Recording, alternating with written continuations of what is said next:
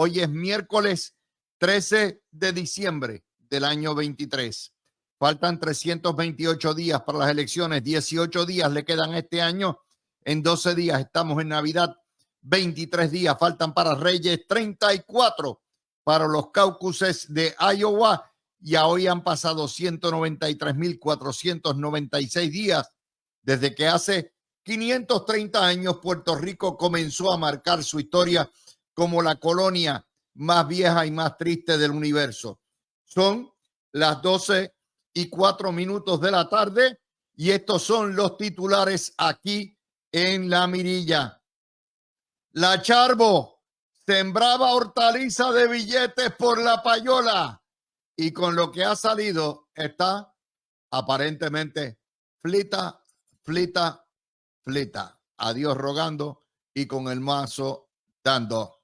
El vocero culpa a los jueces y a los fiscales por los feminicidios. Elmer Román, con la bendición legal del Pentágono. Estamos hoy sentido pésame por la partida de uno de los mejores locutores y presentadores de noticias en Puerto Rico, Ramón Enrique Torres. La Junta de Control Fiscal propone bajar contribuciones a individuos por un solo añito. El 33% de los maestros recibe menos de $500 del Seguro Social de los maestros retirados, mientras que la Asociación de Maestros exige ajuste de pensiones. No ven un aumento desde hace, ¿saben cuánto? Desde el 2007. ¡Ay, madre! Bad Bunny abre restaurante de 5 millones en el Mall de San Juan. Y republicanos de Trump le trancan el bolo a Ucrania, mientras que la Corte Suprema de los Estados Unidos pasará juicio sobre la disponibilidad de la píldora antiabortiva. Y el caso, la sentencia, la opinión, van a soltarla en plena época electoral. Se va a formar un arroz con aquello, con la cuestión del aborto. Hoy tenemos a las 2:30 nuestro panel de los miércoles, José Garriga Picó y el licenciado Igartúa. Todo eso y mucho más aquí en su mirilla por Facebook, la primera media hora, por Facebook Noti 1630 AM, el resto del programa. Todo eso y mucho más aquí. Buenas tardes, bienvenidos sean todos a otra edición. Hoy es la edición de los políticos santurrones que se amparan en Cristo y en los valores cristianos y contradicen todos los valores que representa la iglesia y la fe. El primer caso ha sido la comidilla, la evidencia contundente que está saliendo en la Corte Federal en caso de corrupción de María Milagros Charbonnier y su marido. Esto es una tragedia humana y uno se tiene que preguntar en qué estaban pensando. Es un robo. Es un robo, un atraco a mano armada perpetrado por una legisladora a quien el pueblo le depositó la confianza para que los representara y que explotó su cargo público para lucrarse. La evidencia que está desfilando es evidencia no solamente de sus propias empleadas, sino evidencia de llamadas telefónicas, de récord de cuentas bancarias y de una serie de cosas, las planillas de contribuciones, que obviamente no tienen explicación que no sea el pecado y la gula por el dinero.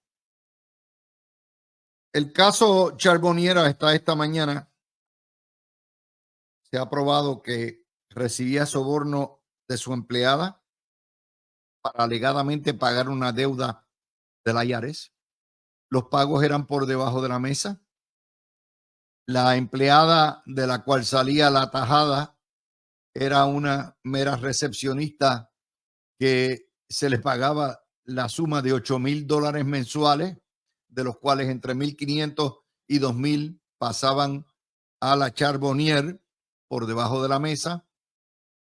Y esa recepcionista tenía el cuarto mejor salario que se pagaba en la Cámara de Representantes. La defensa de la ex legisladora alega que eran donativos de campaña y no sobornos.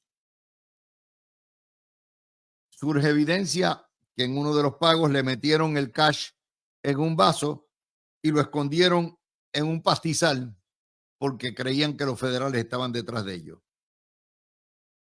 Esta historia, usted la oye y dice, pero a la altura del año 23, después de haber visto decenas de casos de políticos corruptos durante la década de los 90, la primera década del siglo, la segunda década del siglo, que todavía haya legisladores y políticos y personas que se presten para este tipo de poca vergüenza, es insólito. Eso rompe el brutómetro y todos los parámetros de ética. Lo segundo que uno tiene que decir es, María Milagros Charbonnier es lo que se llama en la política una mosquita muerta, religiosa, el pelo alisado, representante del área de Río Grande, aferrada a su fe. Venía y invocaba los valores cristianos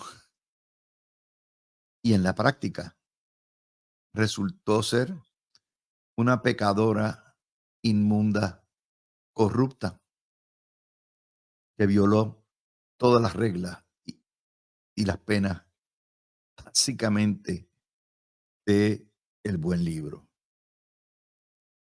Pero como ella, lobos y lobas disfrazados, ¿verdad?, de corderos, hay muchísimos.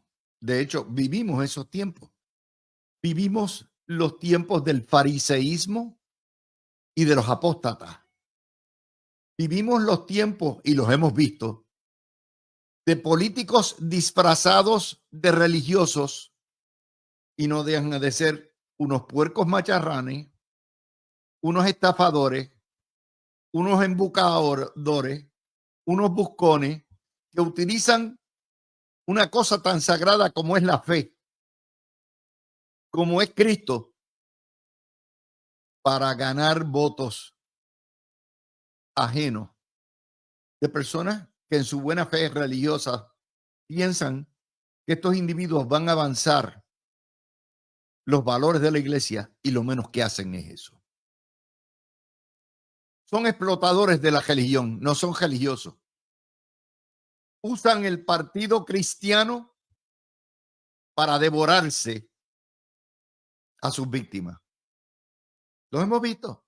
Ayer estábamos hablando del buscón de Javier Jiménez con las palabras anticristianas y desastrosas que hizo sobre el Alzheimer. Y el muy bruto, porque es un bruto, se reafirmó en que no tiene que pedirle perdón a nadie. Hemos visto el macharrán dictador de César Vázquez, que utiliza la religión para manipular y mandar un partido político. Hemos visto a Luis Irizarry Pavón, que nos decía que ayer hablaba con Dios y que los profetas de su iglesia le dijeron que tenía que pedir la selección, a pesar de que es un burdo pillo corrupto. A la Alicia Burgos, con los problemas éticos que tenía. Y ahora Tata Charbonnier, que de hecho ella fue una de las primeras. ¿Cuántas veces no hemos visto en estos 30 años políticos que campeaban por sus respetos, clamaban y predicaban los valores y la ética y juzgaban a otros? Y cuando los federales los procesaron, encontraron de momento a Dios, como el Charbonnier de momento encontró su raza afropuertorriqueña, porque ahora ya no tiene el pelo alisado. Porque una cosa es el frente y otra cosa es la realidad. Y en Puerto Rico todos vivimos orgullosos de nuestras razas y de nuestra raza caribeña, africana. Pero cuando usted la esconde y de momento lo procesan los federales y la encuentra para impresionar al jurado, ya eso le está indicando. Es un cuadro de la doble cara. La doble cara que vivió como política y la doble cara que vive ahora como acusada federal. Esa es la situación que estamos viendo aquí. Y aquí no se puede tener paños tibios. El que sea PNP, que sea estadista, que sea popular, que sea independentista. No, no, no. El corrupto no tiene ni nombre ni apellido, como decía aquel fiscal descarrilado. La corrupción afecta a todo el mundo. Si no, pregúntele a los comunistas con la Nogales. Pregúnteles eso nada más. Hay gente decente en la política, la vasta mayoría, que obedecen las leyes y otros no. Pero los peores son los que se ocultan en la religión para juzgar a otros y hacer lo que están haciendo sus fechorías. Esa es la primera nota que tenemos en el día de hoy. Y María Milagros Charbonnier no es distinta a muchos que utilizan su religión para avanzar en la política. Eso se llama ganar indulgencias con escapulario ajeno. Y es parte del mal de nuestro tiempo. La segunda nota del día es un titular escandaloso del vocero de Puerto Rico.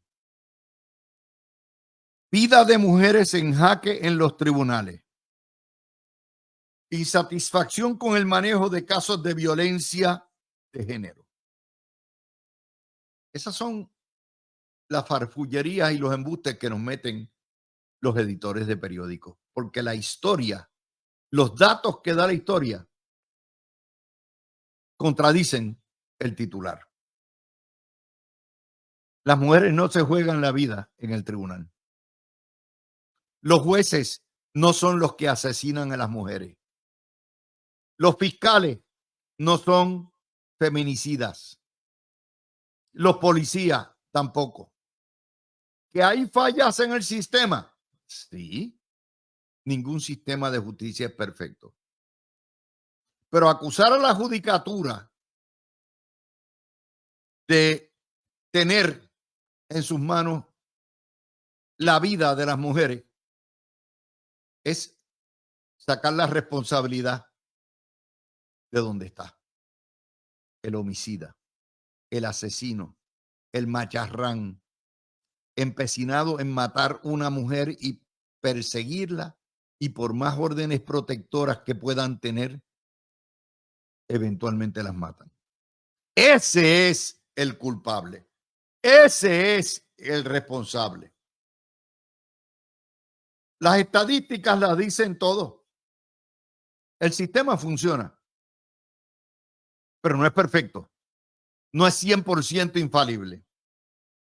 El año pasado se solicitaron 10.524 órdenes protectoras, de las cuales se concedieron 8.169, el 80%.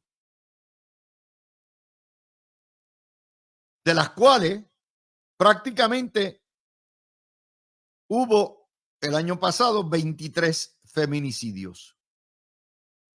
O sea, asesinato de mujeres por razón, un crimen de odio, por razón de ser mujeres o por razón de celo o por sus excompañeros. 23. De 580 asesinatos del año pasado, 23 fueron por feminicidio. Y se emitieron 10,000 y pico. Eso quiere decir que 10,000 y pico o 8,000 y pico, 8,169 órdenes protectoras, la mayoría, casi todos funcionaron. Y no, en todos esos casos no había orden protectora. En todos esos 23 o 20 y pico de feminicidios no habían órdenes protectoras.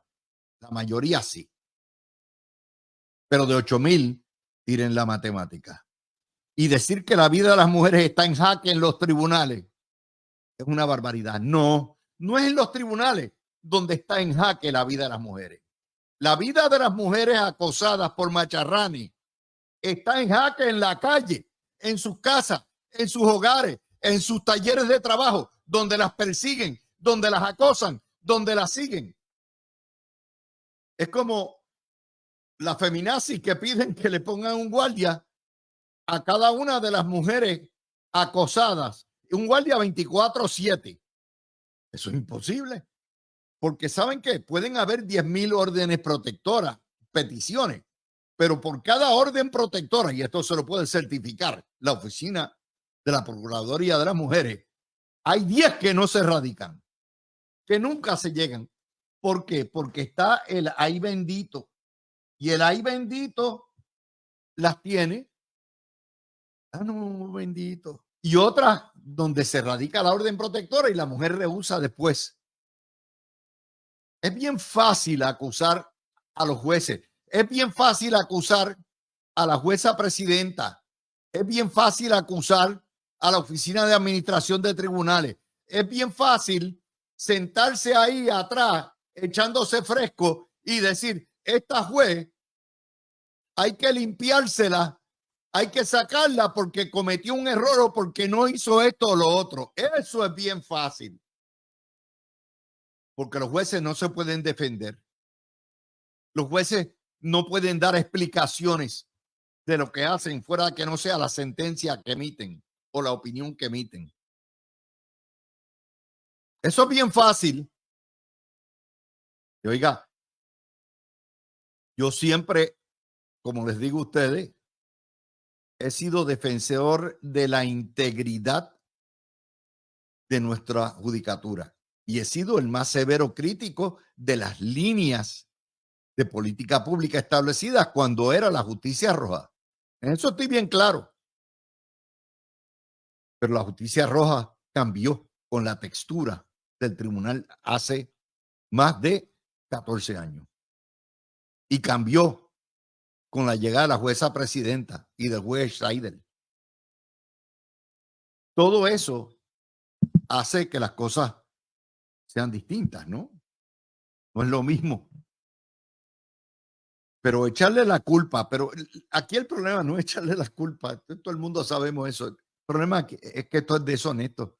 Esto es periodismo de cuneta. Porque cuando la propia historia con sus números contradice el titular es amarillento. Vuelvo a repetir, la vida de mujeres en jaque en los tribunales, no en los tribunales, todo el mundo lo sabe. Y el responsable aquí es el machismo. Si usted mira para atrás, este problema tiene un problema de falta de educación, de falta de civismo, de falta de consideración, de falta de valores, de una escolaridad de sexto o octavo grado, de una violencia inherente institucional y más aún de un problema de psiquiatría, de problemas mentales, de enfermedades mentales que afectan no menos de 1 de cada 3 ciudadanos en un momento de su vida. Ese es el problema, sin contar la pobreza, la cultura del machismo. Es bien fácil, ¿por qué? Porque la prensa nuestra lo que siempre quiere es echar culpa buscan culpa, ellos buscan, óigame, son unos expertos echando culpa, en vez de buscar la fuente del problema. Esa es otra de las noticias que tenemos. Tercera noticia importante en el día de hoy. La Junta de Control Fiscal negocia con el gobernador, yo espero que también con la Asamblea Legislativa, una rebaja contributiva no recurrente de un año. Obviamente, este año los ingresos van por arriba de lo proyectado, hay un excedente y lo lógico es que cuando haya excedente, ese dinero se le devuelva a fuente ovejuna, al pueblo que lo pagó. Esa junta vetó la reforma contributiva aprobada por los dos partidos mayores y dijo, no va, porque representa 3,000 millones de dólares. Y ahora está dispuesta a concederla a los individuos, al ciudadano de a pie, por un año. Bueno, yo no tengo problema con eso, siempre y cuando cada año que haya sobrantes significativos se le devuelven al pueblo mientras esté la Junta. Y la Junta va a estar, ya lo sabemos, por lo menos hasta el 28. O sea, la tenemos. Pero yo espero que cuenten con Zaragoza también y que cuenten con Tatito. No vaya a ser que lleguen a un acuerdo con el gobernador y cuando llegue a la legislatura pase lo mismo que hacen. Se meten en la letrina porque tienen un problema de estómago hiperactivo cuando llegan. Y todo, ustedes saben, lo dañan. Así que esa noticia es importante. Ayer la habíamos dado en nuestra evaluación. Vamos a la cuarta noticia del día de hoy. El consejero especial del Pentágono determinó que el capitán Elmer sí puede ser candidato político porque no es político. No está en política que viola la ley Hatch. Conforme a la opinión, que me parece que es una opinión de diseñador perfectamente hecha a la medida, el Pentágono determina que si usted no es republicano, ni es demócrata, ni participa en la política nacional, pues entonces usted no viola la ley que prohíbe que los funcionarios públicos participen en elecciones. Eso parte de una ficción. ¿Cuál es la ficción? Primera ficción, que participar en las elecciones de Puerto Rico no es política. Y la segunda ficción es que este señor no es republicano, cuando lo es. Va en una boleta del Partido Republicano bajo el PNP. Jennifer González es republicana y dijo todo el tiempo que iba a escoger a alguien de su partido. Así que son dos ficciones. Yo no tengo problema con eso. Yo creo que, pues, que corre el que le dé la gana. Pero lo importante, la historia detrás de la historia es que el capitán Elmer va con el aval, la bendición, la protección del Pentágono, donde están las Fuerzas Armadas de nuestra nación. Y lleva ya, mire, como las medallitas esas que le ponen, ya lleva una medallita, ¿verdad? The Good Housekeeping Seal of Approval. Vaya con una medallita que dice aprobado, visto bueno, del Pentágono de los Estados Unidos. Lo que quiere decir que el Partido Popular hizo el ridículo y se ponchó. ¿Por qué el Partido Popular le hace el dirty job a algo que ni tan siquiera se atrevió a hacer el PNP? No tengo la menor idea.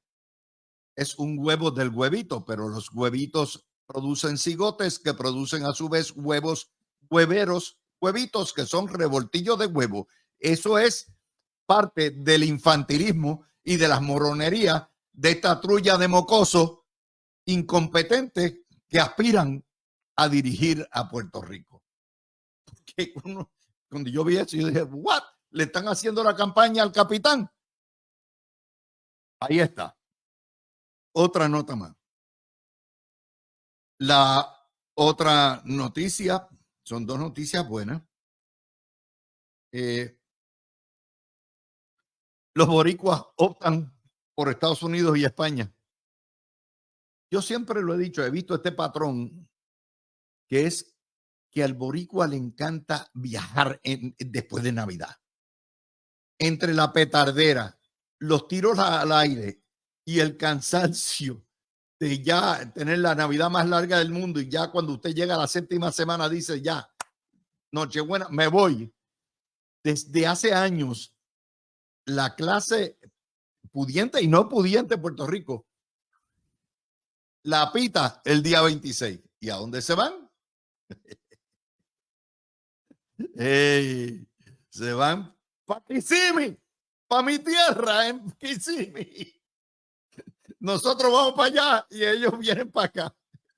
Y se van para Nueva York, se van para Madrid, para los madriles, ahora como está tan barata el pasaje, ¿verdad?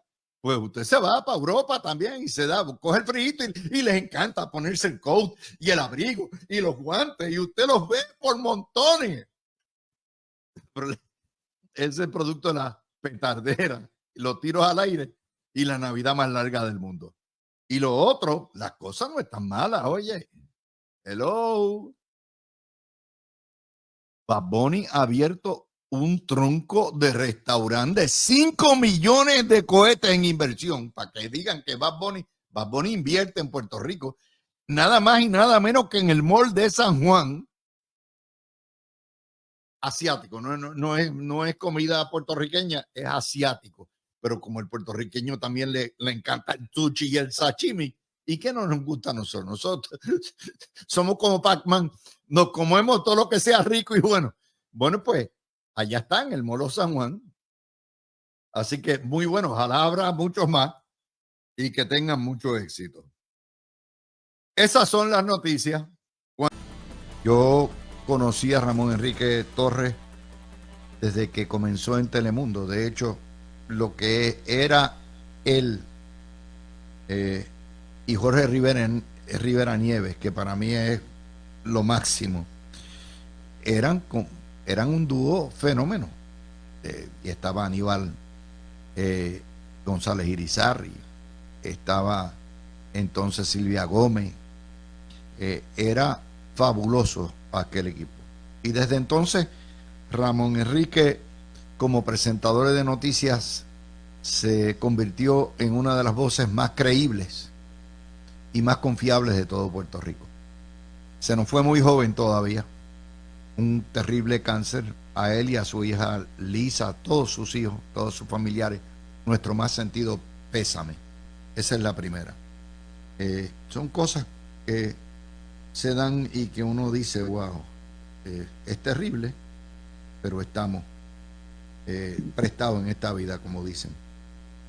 Les tengo que decir también que lo de Bad Bunny es real. O sea, Bad Bunny viene tumbando caña, sembrando negocio. Esta cuestión de crear un restaurante de alto pespunte en el Molo San Juan, que es uno de los malls más lindos de Puerto Rico, y precisamente en un área deprimida, donde hay 5 caseríos, donde hay tiros y todo lo que hay, pero que ciertamente necesitan también tener distintas alternativas cerca.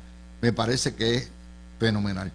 Así que ya lo saben. Bueno, José Garriga Picó y Gregorio Igartúa en el estudio presente. Saludos, Luis. Vamos a ir al caso de Charbonnier, el primer caso que tenemos.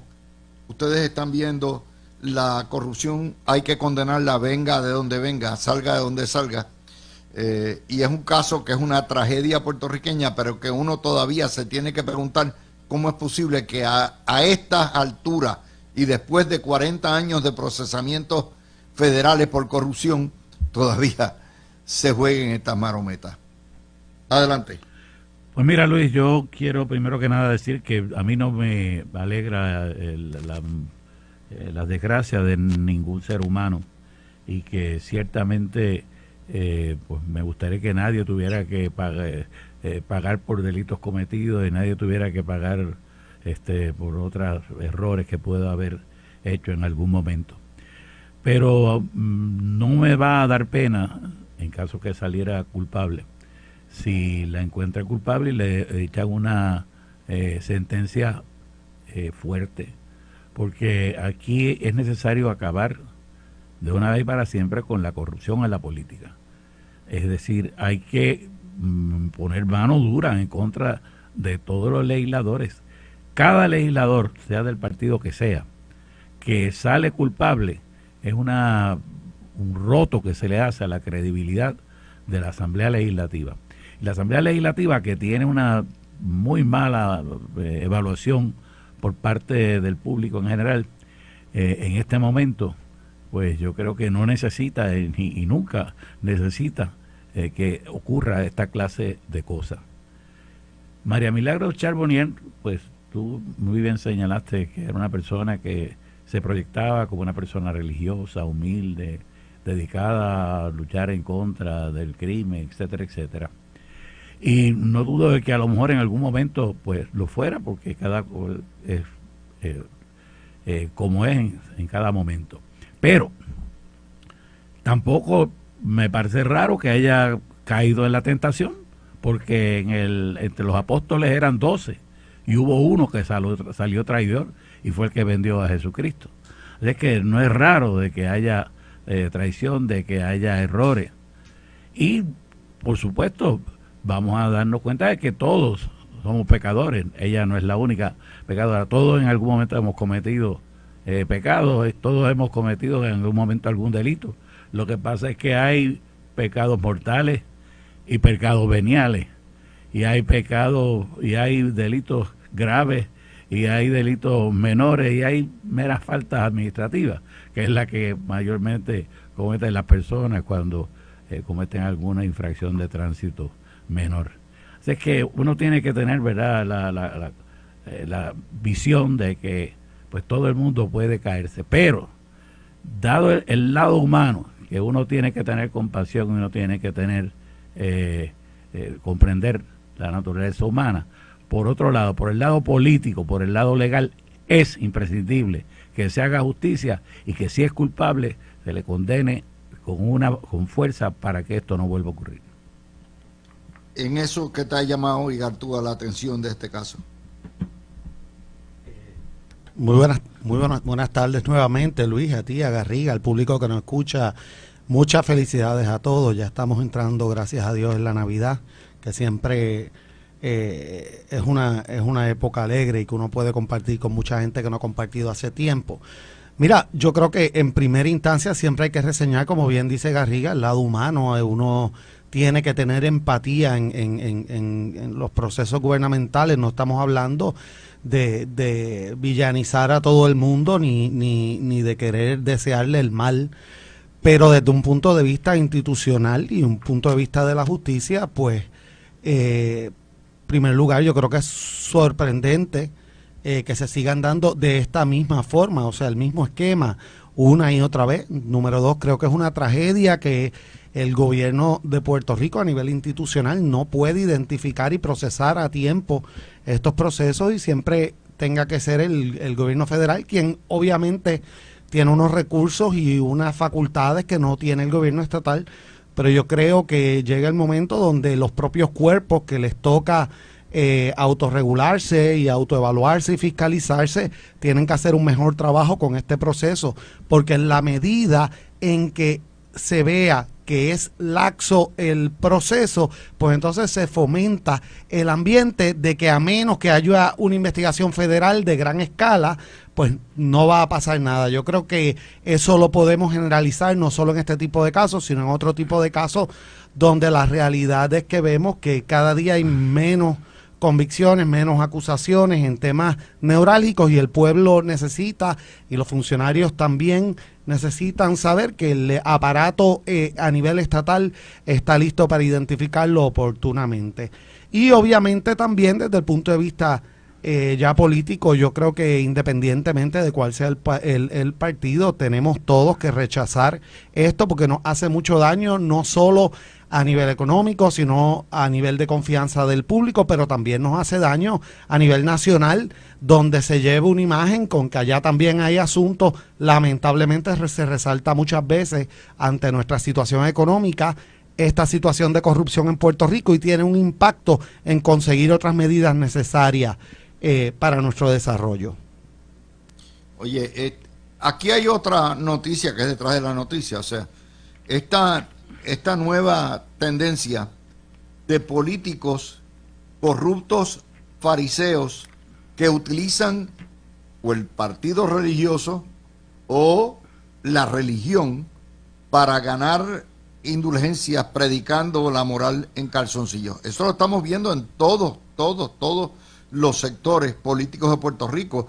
Es como si la religión fuese un gancho o un anzuelo para pescar votos partidistas. ¿Qué te parece, Garriga? Que es verdad que la religión se ha utilizado, y en algunos momentos aquí se está utilizando como una manera de conseguir votos, es decir, conseguir unos electores que van a cumplir con los deseos de sus pastores sin que medie un proceso de reflexión política.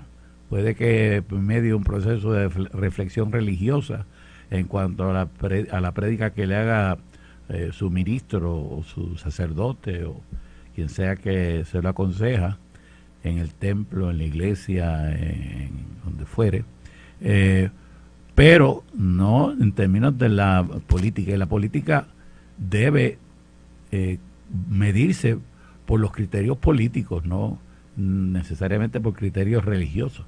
No que las personas no tengan sus criterios religiosos al momento de pensar en la política, pero la política tiene que verse de manera empírica, basado en los hechos de la política y no meramente en los hechos o en las consideraciones de la revelación. Y en ese sentido, pues me parece muy mal que se esté tratando de hacer esa prédica. Pero Luis, no es raro, porque es que es una situación que se ha dado nacionalmente en Estados Unidos, tanto desde la derecha como de la izquierda. En un momento del movimiento de los derechos civiles a partir de Martin Luther King se convirtió en un movimiento que estaba promovido principalmente por pastores evangélicos que querían adelantar la causa de las personas afroamericanas que estaban, es decir, no tenían acceso al voto, no tenían acceso a la educación. Y eso llevó a una transformación que posteriormente vimos el ascenso de la derecha religiosa dentro de Estados Unidos y su alianza posterior con el Partido Republicano. Y constantemente pues vemos todavía en este momento el énfasis que tiene la derecha, o la ascendencia que tiene la derecha religiosa sobre el Partido Republicano, y los ministros progresistas, los progressive priests and nuns, que tienen los sobre pastores, el Partido Demócrata. Los pastores. Y eso es una tendencia que demuestra la hipocresía. O sea, ¿qué más anticristiano que un César Vázquez y que las declaraciones ayer de Javier Jiménez? O sea, esto es un ejemplo. El otro dice que habla con Dios y que los profetas lo mandaron. O sea, esto ya se ha tornado un relajo. Yo siempre he dicho que la religión no tiene lugar en la política, son anatemas. La política es nuevamente sucia, tienta, y en el momento en que los religiosos se meten a hacer política, ya se pervierten. Se pervierten. Eso está probado. Y voy contigo, Igartúa. Pues mira, Luis, siempre, definitivamente en una sociedad como va a haber cierta interacción, ¿verdad? Entre las instituciones, es inevitable, y obviamente desde el punto de vista de valores fundamentales que confieren las iglesias y otros ideales, pues no hay ningún problema. Yo creo que el problema está cuando las iglesias, que es lo que vemos a menudo en Puerto Rico, obviamente, cuando se utiliza la iglesia, cuando se utiliza la fe de una persona o su afiliación a determinado grupo para tratar de evitar que se haga un análisis en los méritos sobre su persona, su propuesta, y se sustituya eso por aquellas implicaciones que confiere esa unión religiosa, y o cuando líderes religiosos utilizan su poder para tratar de mover la cosa política sin que sus feligreses puedan tener la libertad de tomar las determinaciones que mejor le convengan o que respondan a sus ideales. Y yo creo que definitivamente siempre hay que tener cuidado cuando una persona se presenta bajo el manto religioso y no quiere y limita la sustancia verdaderamente de sus propuestas y de su carácter y de su idea política. Yo estoy de acuerdo en que a nivel institucional, aunque sí va a haber cierta interacción y si hay libertad, yo sí creo en la separación y yo sí creo en que no se deben utilizar las iglesias ni tampoco ningún tipo de organización formal para tratar de coaccionar a sus miembros para que voten de determinada manera, más allá de lo que es normal, que es que tú puedes promover y presentar las ideas desde ese punto de vista.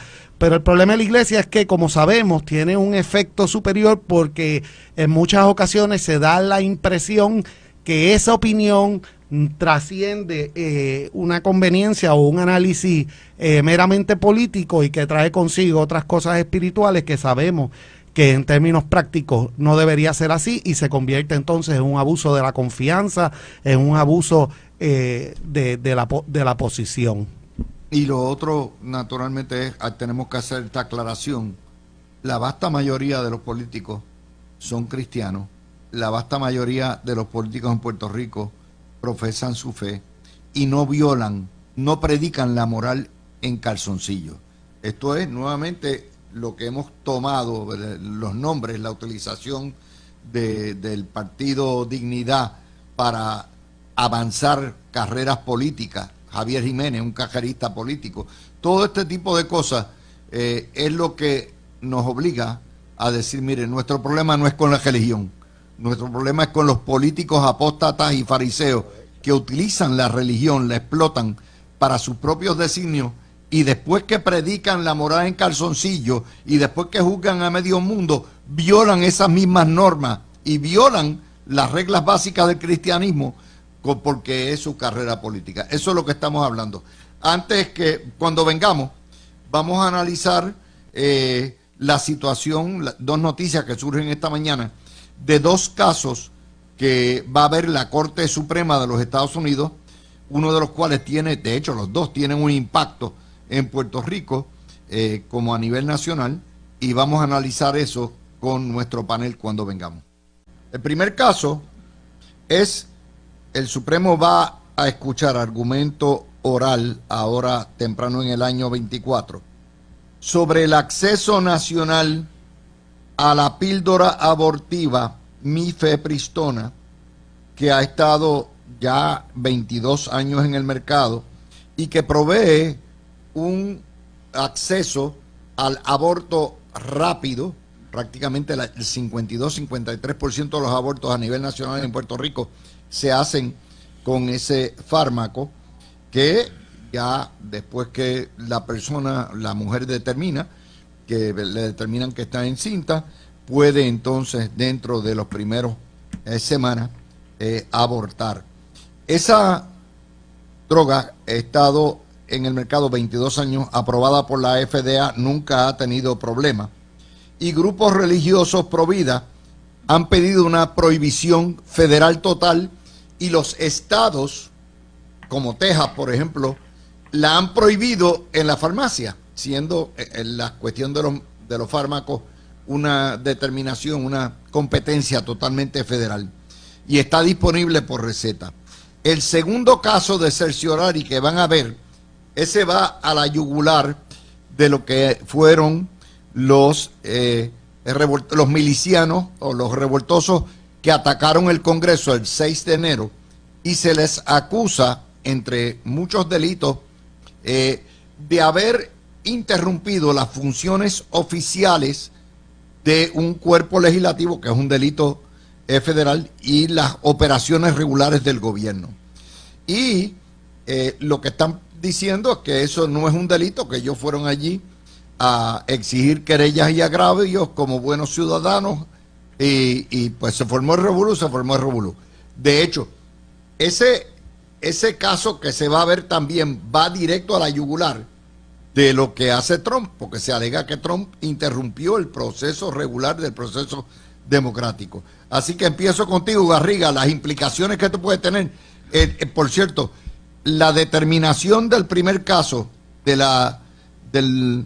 lo que es la píldora antiabortiva, esa probablemente va a salir para el verano caliente, o tarde en la primavera, cuando todavía está en las primarias, y ciertamente va a ser caliente para la campaña electoral. Y el segundo caso puede que lo pongan en fast track, dado las implicaciones que tiene sobre Donald Trump. Adelante, Garriga. Mira, Luis, vamos a ver el primer caso que tú mencionas sobre la prohibición de la píldora por el estado de Texas. Mifepristona se llama, sí.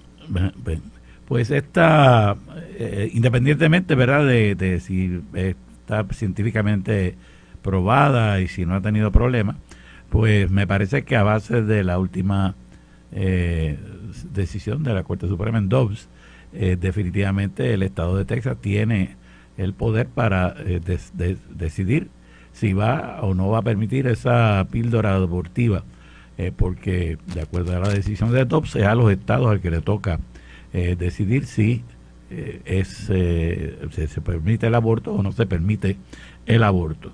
Y en ese sentido, pues me parece, sin tener los datos, porque me entero, según tú lo mencionas, de esta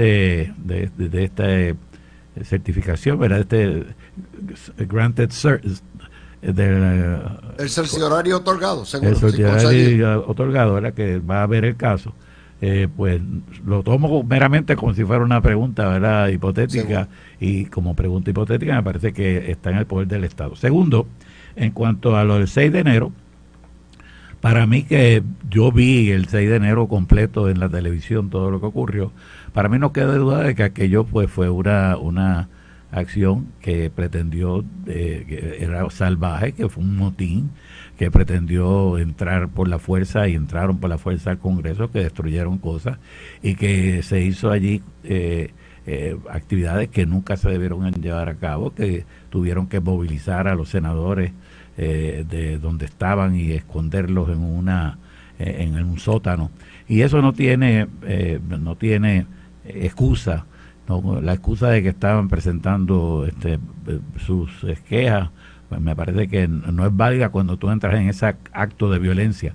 Aquellos que se quedaron fuera, que no entraron al Congreso, que simplemente fueron a protestar, eso sí se comportaron de acuerdo a sus derechos, pero los que entraron por la fuerza y rompieron y hicieron todo lo demás, esos definitivamente pues merecen el castigo y están siendo castigados. Son miles de las personas que ya han sido castigadas. Ahora bien, dicho eso, es también correcto lo que plantean el liderato republicano, incluyendo a Donald Trump, con toda razón, y yo no soy favorezco de Trump, pero si tiene la razón, de que eso está siendo utilizado por el Partido Demócrata para perseguir a los republicanos, para hablar mal de los republicanos, para meterlos en las cortes y tengan que gastar sus recursos. Y en eso el Partido Demócrata igualmente es responsable de violentar las instituciones. Lo mismo que hicieron aquellas personas en el Congreso, están haciendo ahora los demócratas en las cortes, utilizando las cortes para perseguir políticamente. En eso, y actúa en los dos casos. Pues miren, en términos del primer caso del aborto, independientemente de la posición que cada cual tenga sobre el tema a nivel filosófico, moral, religioso, yo creo que hay que distinguir entre dos cosas. El debate histórico que se daba a nivel jurídico sobre el aborto era un asunto de si debía considerarse un derecho o no, y sobre ese factor yo creo que había una discusión abierta, correcta, y en ese sentido yo no tengo grandes problemas con la determinación del Tribunal Supremo. No obstante, yo creo que sí hay que tener cuidado en el hecho de que tenemos que reconocer cuán expansivo vamos a ser, igual que queremos que las determinaciones tengan ¿verdad?, algún tipo de coherencia y limitaciones, que no lleguemos a un punto donde la aplicación sea tal que se convierta exclusivamente en algo dogmático y que se desafilie de la realidad social que hay. No podemos negar que ha habido un proceso que, si bien los estados tienen las facultades para determinar ciertas reglas a nivel interno, no es menos cierto que llevamos muchos años ya con este tipo de práctica y que un cambio tan radical en la sociedad pues tiene el riesgo de convertirse en algo dogmático y no ajustarse a las necesidades de los ciudadanos, sobre todo en el caso de una pastilla, que es muy distinto a los procesos abortivos médicos que requieren otro tipo de intervención, y que en el caso de la pastilla se hace mucho antes que en el proceso, que lo que sería uno de los otros procesos que quizás eran los más controversiales. Así que en ese sentido, yo creo que debemos tener cuidado en ser demasiado expansivos con la determinación del tribunal y pretender que de ahora en adelante pues la vamos a utilizar completamente para hacer un cambio dogmático a nivel social. En segundo lugar, en cuanto a lo que ocurrió en enero 6, yo estoy de acuerdo completamente que lo que ocurrió allí verdaderamente no tiene ningún tipo de sentido, que hubo una obstrucción de los procesos oficiales. En ese sentido, para mí no hay diferencia. Obviamente sobre eso es que va el caso en el Supremo, sobre ese tecnicismo, sobre qué consiste verdaderamente lo que es una obstrucción, si requerían quisiera que estuvieran en una votación en ese momento, o que estuvieran en el proceso de firmar algún documento y se impidiera. Yo, en mi carácter personal, no tengo duda de que esto fue una obstrucción, que fue un momento bochornoso para la nación y para la democracia, que mucho más interesante es el caso dentro de este contexto de las gestiones del presidente Trump en su momento, por cuanto él se está alegando también, y creo que se va a ver de manera expedita si estaba cobijada bajo la inmunidad y si sus actuaciones son procesables o no dentro de este contexto. Creo que ese caso es mucho más interesante. Desde mi punto de vista, no hay duda, yo creo que el Tribunal Supremo tiene la obligación de mandar un mensaje contundente de que los procesos se tienen que permitir, los procesos legales se tienen que conducir sin intervención del público, que el público sí tiene derecho a protestar, a manifestarse, a votar, pero que hay unos límites, y yo creo que esa determinación va a sentar las bases para muchas otras gestiones posteriores, en una época donde, curiosamente, y muy a mi pesar, y hablo por mí, realmente estamos viendo cómo el proceso político, o sea, ya no es una cuestión ocasional. No pasan 4 años sin que se radique un impeachment, no pasan cada 4 años sin que se trate de procesar a la oposición, y yo creo que tenemos que nosotros trazar una línea donde aceptemos la voluntad del pueblo y que no toda gestión antipática gubernamental constituye un acto procesable o ilegal, y yo creo que eso le va para los dos lados de políticos. Yo sé que Oye, Luis, yo creía que tú ibas a hablar del caso que también de Texas, de la mujer que tiene un feto que tiene un daño que en realidad no va a sobrevivir. Yo creo que tú lo cubriste bastante bien. Lo que estoy tratando de sacar una serie de noticias que, como tú siempre has pedido, sean noveles, sean distintas, que nadie los cubra. Y estoy sacando, y tengo un montón más, así que tengo más. Lo de Texas, pues, lo podemos discutir otra ocasión. Si te parece bien. ¿Ah, bien? Sí, como tú digas. Sí. Hay un debate hoy en la GD. Este es el tipo de noticias que sale en páginas de sociales o salen de farándula y que después se forma un revuelo. El cantante urbano Bad Bunny invierte $5 millones en un restaurante que se llama Lala en el Molo San Juan, y le han caído a palo que si eso no es para los pobres, que si esto es lo otro. Déjeme decirle algo. Yo soy de los que creo que tenemos que invertir en Puerto Rico, y los puertorriqueños tenemos que empezar a invertir en Puerto Rico. 5 millones es una cantidad, un delirio. Esa zona los que viven en Carolina y viven en el área, saben, ahí está el ramal 8. Ahí están 6 de los residenciales más calientes de Puerto Rico. Está Ramos Antonini, Monte Park, Sabana Bajo, López y Cardó, Manuel Lea Pérez. Son realmente, y ustedes lo saben, que alguien venga a invertir, precisamente cuando las firmas americanas se han ido del Molo San Juan. Se fue Nordstrom, se fue Saks, en un sitio que es un buen mall, a atraer, y el decir de que los pobres no tienen acceso a eso. Mire, los restaurantes del Molo San Juan, como los restaurantes en Puerto Rico, tienen precios, sí, están altos por la inflación, pero accesibles. Me parece a mí que es un acto clasista y una crítica injustificada en contra de Bad Bunny. ¿Qué te parece, Garriga? Pues mira, Luis, yo creo que lo que están señalando la gente no es el hecho de que haya hecho la inversión. Yo creo que hacer la inversión es bueno para Puerto Rico y es bueno que haga cosas que no hizo, por ejemplo, Calle 13 y que no hizo Ricky Martin, que se llevaron su dinero para otro sitio y no tienen nada acá para dar empleo a los puertorriqueños. Así que en ese sentido, pues, esto es una actividad que es válida. Pero por otro lado, lo que yo creo que se señala es la inconsistencia, ¿verdad?, del mensaje de Bad Bunny, que cuando está en sus presentaciones se quiere proyectar como la persona que está a favor de las clases más oprimidas y que está a favor y que está con el pueblo y que va esto y lo otro. Y entonces, después que da todo ese discurso populista queriendo hacerse como una persona de las clases más populares, entonces llega y hace un negocio en el cual pues va a estar atendiendo a los gustos de las clases más altas. Yo no creo que eso tampoco tiene nada malo en sí, ¿verdad? Si tú eres mecánico y le arreglas los yates a las personas que son millonarias, pues yo no tengo ningún problema con eso. Tú tienes que hacer tu trabajo y así te lo ganas.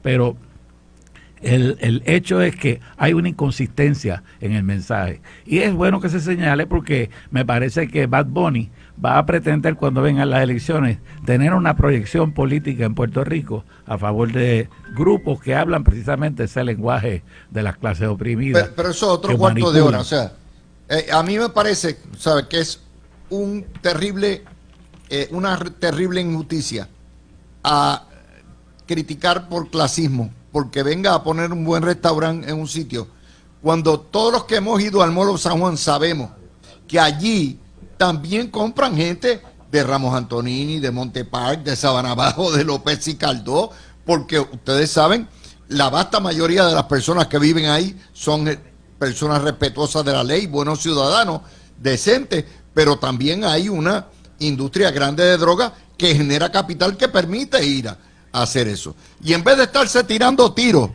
todos entre unos contra otros, y matándose unos a otros, matando a nuestros jóvenes, váyanse a comer a los restaurantes, váyanse a divertir, dejen la vaina con eso. Yo creo que es totalmente una crítica injustificada sobre lo que es una inversión importante hecha precisamente en la bandera del ramal 8. Y Gartúa. Pues mira, más allá de los aspectos que reseña Garriga, yo creo que en Puerto Rico, en primer lugar, tenemos que tener siempre las puertas abiertas a la inversión, no solo de los puertorriqueños que viven en el continente, sino de personas a nivel internacional. O sea, eso es uno de los elementos esenciales de nuestra recuperación y nuestro desarrollo económico, quedándonos con exactamente el mismo tamaño de bizcocho que tenemos ahora mismo. La economía nunca va a echar para adelante. O sea, para crecerla hay que atraer capital que actualmente no está en Puerto Rico, número uno.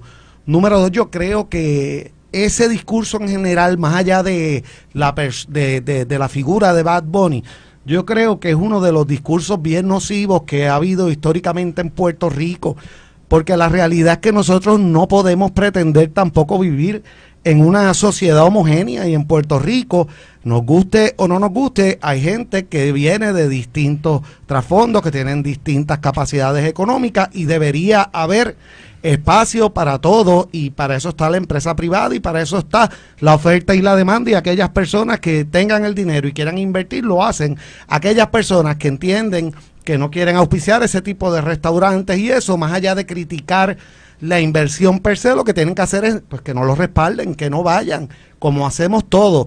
Pero para Puerto Rico es necesario que nosotros transicionemos de este micromanaging que hay de todas las actividades, y reconozcamos y abracemos la empresa, la libre empresa, dentro de su naturaleza más amplia, que implica eso. No todos podemos comprarnos un Ferrari, ya quisiéramos, pero hay gente que se lo puede comprar, y no podemos negarnos a que haya un dealer de Ferrari en Puerto Rico, porque de lo contrario estaríamos tratando, por fiar de esta crítica, llevarnos a toda una homogenización que sabemos que de la forma en que se ha ejecutado históricamente es a través del socialismo, y yo obviamente me opongo a eso. Oye, es como si criticaran a Bad Bunny porque monte el restaurante en Plaza Las Américas teniendo a Nemesio Canales al lado. O sea, dejen la vaina.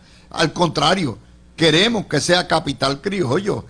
Si funciona o no funciona, yo no sé, pero la gente va a ir y va de eso. Si es buena comida y es razonable, la gente va a ir a verlo. Cuando venga Garriga, vamos a tocar el tema del aborto, porque lo vamos a empatar con otro tema, que es la portada del vocero. Mira, y el de los feminicidios.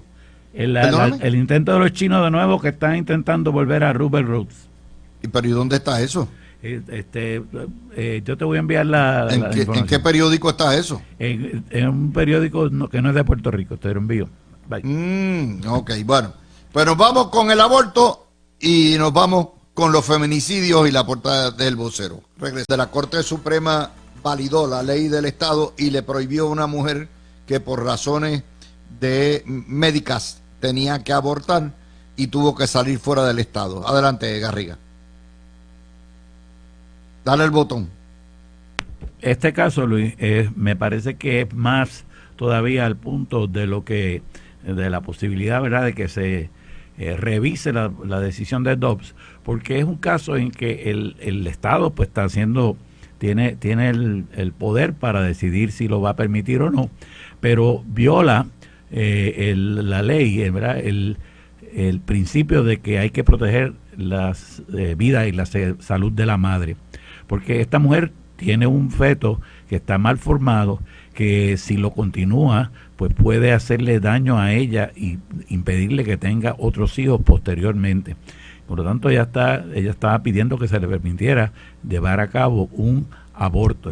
Se entiende que el feto ya está muerto para todo propósito práctico. Entonces, el Tribunal de Texas le permitió, un inferior le permitió que se hiciera el aborto, pero entonces la Corte Suprema, el Tribunal Supremo de Texas lo detuvo. Entonces el caso se va a ver todavía, pero ella en el proceso dijo: yo no puedo esperar, y por lo tanto se fue a otro estado a hacerse el aborto. Aquí hay varias cuestiones. Si el caso obviamente se convertiría en académico, es decir, ya no hay caso porque ella se hizo el aborto fuera de Texas, pero todavía pudiera verse el caso si se llevara al tribunal, porque en casos donde el asunto se puede repetir posteriormente, aun cuando se haya ya ocurrido el aborto o el parto, como fue el caso en Roe versus Wade, se puede seguir viendo el caso, no importa, aunque ya se haya resuelto el asunto particular que hizo que se llevara el caso. Así que me parece que este es un caso que va a tener resonancia y que en algún momento va a terminar en la Corte Suprema de Estados Unidos, y entonces la Corte tendrá que ver hasta dónde tienen poder los estados. En Dobbs dijo: los estados tienen el poder para reglamentar el aborto, no el Congreso. Entonces ahora va a tener que decidir si los estados pueden prohibirlo, reglamentarlo hasta el punto de que impidan que una mujer que puede perder la vida si no se hace el aborto tenga que continuar el embarazo. Fíjate, Gregorio, en Puerto Rico el tema del aborto no ha tenido la fuerza o la resonancia porque el derecho no ha cambiado. Todavía aquí prevalece, bajo los casos del Supremo, la doctrina de Roe vs. Wade. Y lo mismo, tampoco afectaría, asume que el Supremo determine que un Estado tiene el poder, al reglamentar el aborto, de evitar que entren a las farmacias del Estado lo que son las píldoras anticonceptivas.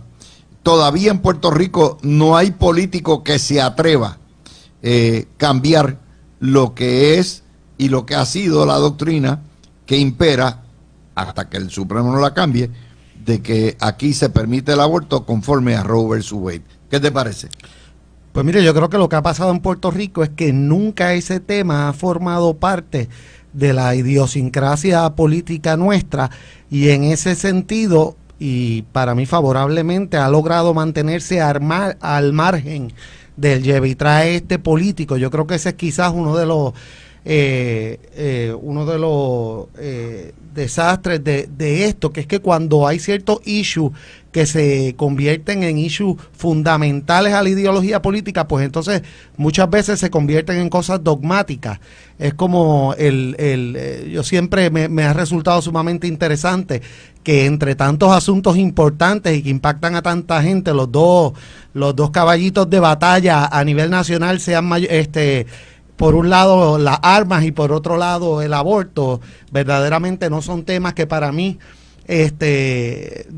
deberían ser los portaestandartes ideológicos de los distintos partidos, pero ha sido así históricamente, y entonces en este sentido, eso es lo que decía ahorita y estamos viendo ahora en Texas. O sea que más allá de reconocer la capacidad de legislar de conformidad a las costumbres sociales, ¿verdad?, y a las realidades del Estado, o sea, se convierte en algo dogmático, y encontremos casos como interesante, pero también uno de los casos que usualmente se utilizaba como excepción, donde una persona corre riesgo su vida, y por cuestiones puramente políticas y dogmáticas, pues entonces en este caso se prohibió, a pesar del proceso que bien describió Garriga. En Puerto Rico, como dije, nunca ha sido parte, pero a la misma vez creo que lamentablemente se ignora que todas estas determinaciones tienen un impacto sobre nosotros, y en el caso donde ocurriera eso y donde hubiera un problema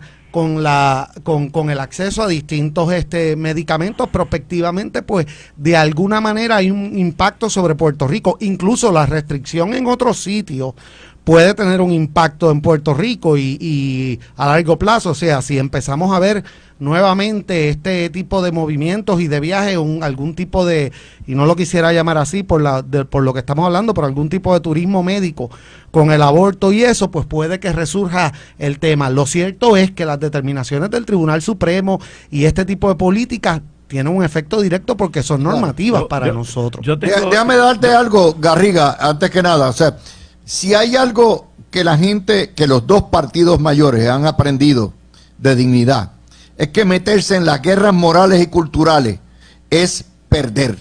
Por lo tanto, no va a haber una voluntad de parte de ninguno de los dos partidos para alterar el Estado de Derecho, porque le va a costar, o le cuesta con las mujeres o le cuesta con los religiosos. Mejor no me meto en eso. ¿Qué tú crees? Que tienes razón en eso. Déjame decirte, yo veo la situación, el Estado de Derecho en Puerto Rico distinto a lo que ustedes han mencionado. Yo entiendo de que aquí no hay ningún caso que establezca que hay un derecho constitucional al aborto. El caso que se cita constantemente fue un caso que se decidió, si se lee en el caso, directamente citando a las fuentes federales, diciendo que federalmente había un derecho al aborto, no a base de la lectura de la Constitución de Puerto Rico.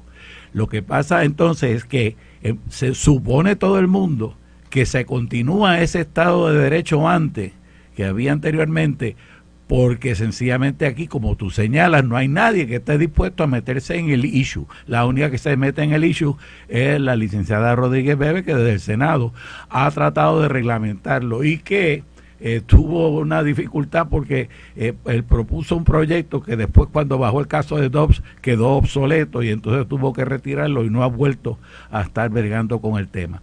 Pero tú tienes completa razón en lo que dice, que aquí lo que pasa es que el issue del estatus es una varita ensuciada por ambos lados y por cualquier lado que lo toque va a salir perdiendo.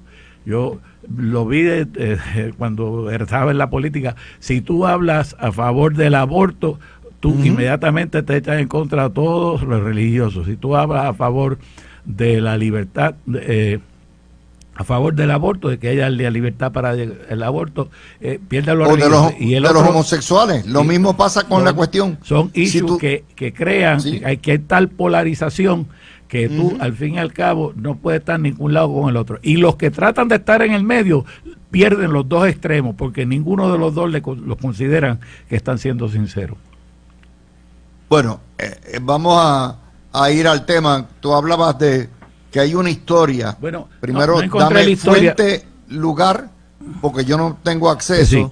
¿Y dónde está la fuente? No la pude conseguir, Luis, así que mejor la dejamos porque no quiero tampoco hablar de cosas sin fuentes específicas, pero ciertamente la amenaza china a tratar de expandir su imperio comercial por todo el mundo va en algún momento, ya ha llegado a Puerto Rico y está bajo cuerda moviéndose cosas en Puerto Rico. Hablamos de eso después cuando tengamos. Llegó a Puerto Rico cuando bajo Obama y el propio Trump, la política era de intercambios comerciales.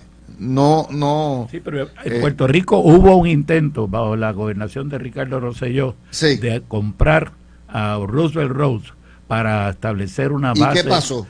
Que sencillamente no prosperó. ¿Por qué no se dio? Porque lo que le pasó al gobernador Ricardo Rosselló no se pudo. O sea, tú lo que estás diciendo o infiriendo es que Ricardo Rosselló iba a vender Roosevelt Roads. Yo no estoy diciendo eso porque yo sé que hubo unas conversaciones en ese sentido, pero como no tengo la fuente no quiero afirmártelo sin citarte la fuente, así que eso es lo que se ha mencionado. Ok. Vamos al próximo tema. El titular del vocero: la vida de las mujeres en jaque en los tribunales. Y básicamente culpan a los tribunales de que no protegen a las mujeres cuando las estadísticas son todo lo contrario, que las órdenes protectoras protegen a las mujeres, pero que hay cosas que el Estado no puede hacer, y me parece a mí que ese es uno de esos casos típicos donde la portada, el titular de portada, contradice completamente lo que dice la historia. Adelante. Luis, lo que pasa en Puerto Rico, y no es solo con este tema, con muchos otros, es que muchas veces queremos nosotros que haya un resultado particular en los casos, y cuando ese resultado no se da, pues entonces no solo estamos insatisfechos, sino se comienza a meter presión al sistema judicial para que se mueva en esa dirección, y obviamente en la medida que se hace eso, se crea un desfase total en la administración de la justicia, porque cada juez tiene que, más allá de sensacionalismo y de las situaciones particulares, tiene que tomar cada caso individualmente, la evidencia que se le presente, no la evidencia que él entiende, que él cree, las cosas que él puede inferir, sino la evidencia que se le presente y los argumentos que se le presenten bajo las circunstancias, y la determinación tiene que ser ahí, y el resultado de eso en muchas ocasiones, lamentablemente, es que el resultado no es lo que no necesariamente va a la par con la concepción de uno de justicia. Yo reconozco que en Puerto Rico hay un problema social, igual que en muchos otros sitios donde hay una violencia doméstica o entre relaciones entre parejas, que mayormente se da de hombre a la mujer. Y yo no veo que haya duda. Yo creo que uno de los problemas grandes que hay no es a nivel judicial, sino es a nivel de la fiscalización de los procesos, una vez hay las órdenes de protección y las sentencias y la rapidez con la que el gobierno posteriormente, el enforcement, ¿no?, la ejecución de las órdenes y de la reglamentación de los tribunales. Si hay algún caso particular que criticar donde no se tomó en consideración, pues miren, eso no hay ningún problema y el tribunal tiene los mecanismos para hacer la evaluación de sus jueces y de revisar los procesos. Pero hay que tener mucho cuidado con nosotros hacer ese tipo de pronunciamientos generales, porque lo que provoca entonces es un llamado a que no haya justicia, sino a que haya la arbitrariedad y simplemente una visión preconcebida de lo que entendemos que es justo. Y así no opera nuestro sistema judicial.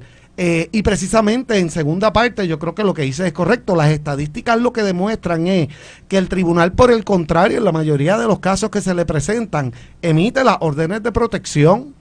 De lo contrario, si queremos que sea en todos los casos, pues tendrían que cambiar la ley, independientemente de que eso sería inconstitucional, pero entonces tendrían que cambiar la ley y concederla por lo menos automáticamente, lo cual no es el proceso judicial de nosotros. Yo creo que la prensa también tiene una responsabilidad en presentar las noticias como son y no crear el sensacionalismo en el pueblo que le cause dudas sobre sus instituciones a tal nivel donde verdaderamente los jueces, que es una de nuestras ramas importantes, no se sientan en libertad de ejercer su discreción como le corresponde. Y déjame decirte, ese titular es contraproducente y es peligrosísimo, Garriga. ¿Por qué?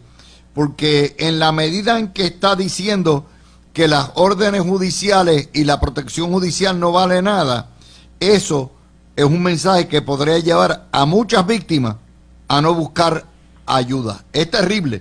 Este es el periodismo irresponsable que se hace en este país. Eso es correcto. Esa es una irresponsabilidad de la prensa y sobre todo de los que nos pusieron ese título, los titulistas que hicieron en esa noticia. Lo que pasa es que las personas en Puerto Rico, las personas en Puerto Rico, no, todos los seres humanos, tendemos a ver las cosas por los resultados que quisiéramos que ocurrieran. Y cuando a veces pues a lo mejor no se emite una orden de protección, pues la gente resiente que no se emitiera esa orden de protección porque entienden que es necesaria. Pero las cortes no se mueven a base de qué es lo que tú crees que es conveniente, sino a base de cuál es el derecho. Y si en una corte de justicia el abogado, el fiscal no puede demostrar de que la persona constituye un peligro para la otra, pues no puede tampoco causarle una restricción a la libertad a la persona que está siendo acusada, imputada. Y hay órdenes también que se hacen viciosas. Y eso es parte del proceso también, y entonces, lo tiene que ver el tribunal. Y entonces hay personas que son militantes que entonces dicen, mira todas las cosas todos los casos en que se han negado órdenes.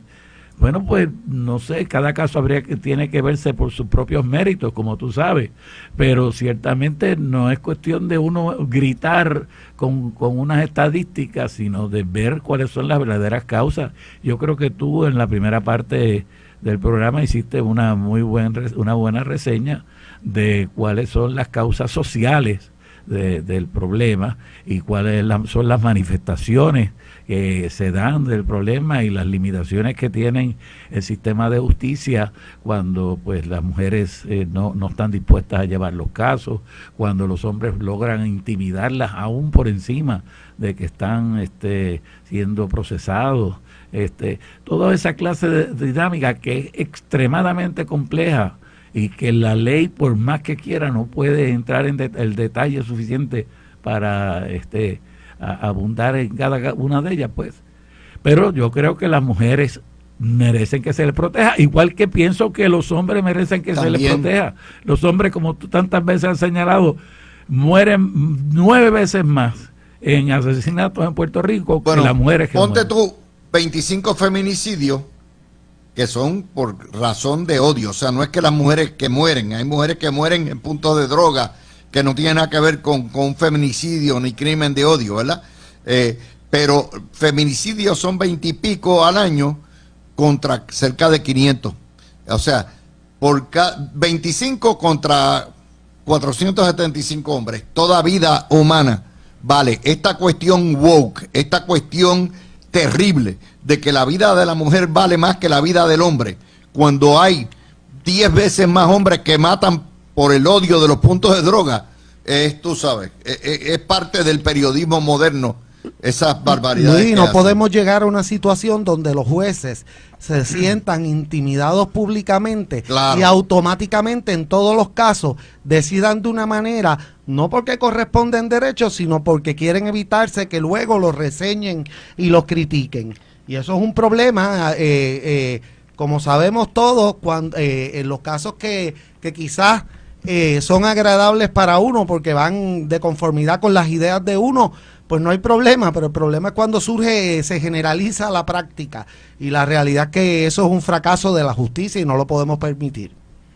Y le digo una cosa, o sea, el sistema no es perfecto, obviamente se van a escapar casos, van a haber errores cometidos, pero las estadísticas están ahí.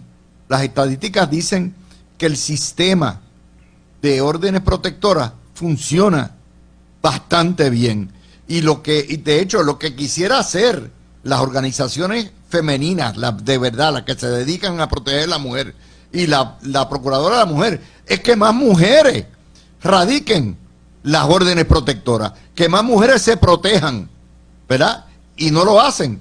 Por cada orden que se pide, hay por lo menos 8 o 9 casos donde no radican. No radican, ciertamente, y es precisamente las presiones sociales. A veces, por ejemplo, la misma familia de la mujer o del marido, no le hagas eso, exactamente. Y entonces muchas mujeres que están en situaciones de privación, ¿verdad? No tienen dinero con qué sobrevivir sin lo que aporta el marido, pues van a estar en esa situación también de no poder sencillamente poner una orden de protección para que entonces ella no va a poder subsistir. Es un problema, como te decía ahorita, un problema extremadamente complejo que tiene toda una serie de vertientes sociales, económicas, personales, familiares, que el tribunal no está capacitado para resolver el problema. El tribunal solamente está capacitado para, en aquellos casos que se le demuestra, ponerle una orden protectora a la mujer. Lo demás